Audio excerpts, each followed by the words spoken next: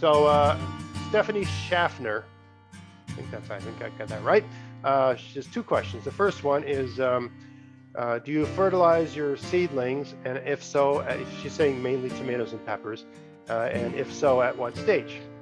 Okay, well, yeah, good Nova Scotia name too, Schaffner. I do fertilize all my seedlings, usually once they're in, say, the second or third leaf stage. So, probably 2 or 3 weeks after they've germinated and are, they're growing well.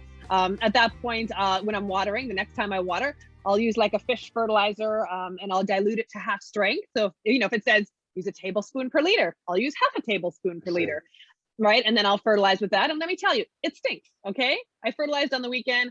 It stunk everywhere in here for about an hour. I had to open all the doors and windows. But I can tell you 4 days later, my plants are looking lush and green and putting on, especially the peppers, have put on already new leaves just in 4 days. So, and I will do that every 2 to 3 weeks or so. I see. Okay. Yeah. And she also asked, after planting them out on the garden, how soon after transplanting do you start a fertilizing schedule?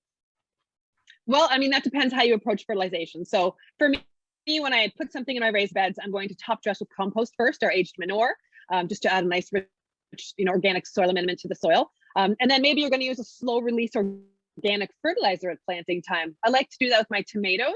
So I'll add just a handful, whatever the application rate is of a slow release organic fertilizer to my tomatoes or peppers, whatever.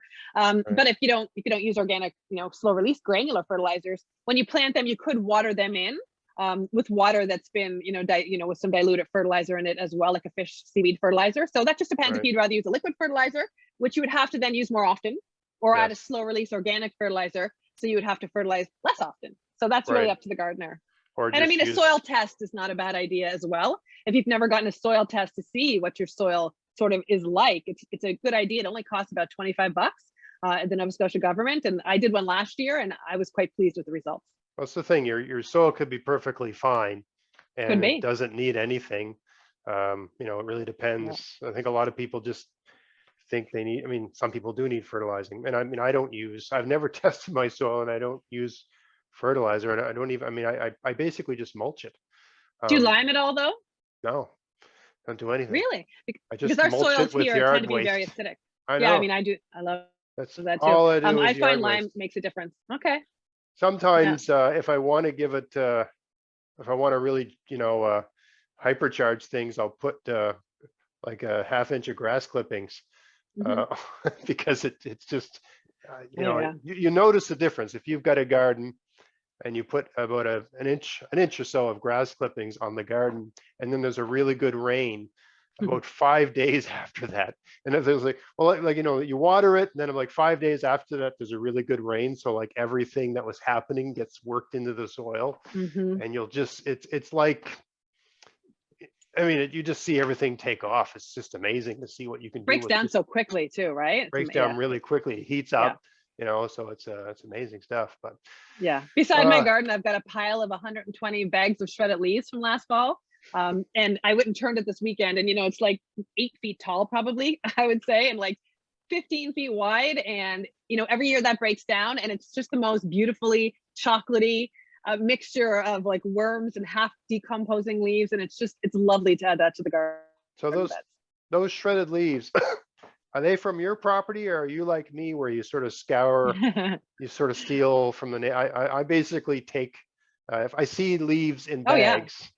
You're a leaf thief is what you're saying. Not only that, but I'll go and look and see if they're like good leaves. Like, you don't want oak leaves. I don't want oak leaves. Exactly. They're too big and they blow around. I want the little nice, like just too much small cellulose. Yeah. Break down. I want those. Especially the guy that uses the lawnmower and he's got like a bit of grass in with the leaves. Like, oh, that's or weeds.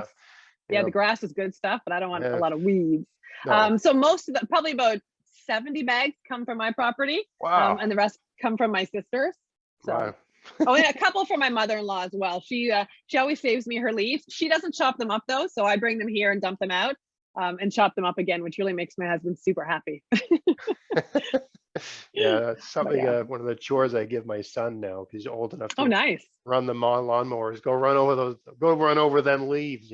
Yeah, exactly. Right. But that's one of my things. Driving, and I drive into Halifax 3 days a week now, and I take the side streets when it's like Mm. leaf bag season, which it is right now, Oh yeah. and stuff them in my car. Oh yeah. Good stuff. That's Uh, garden gold. That's just garden gold. I agree.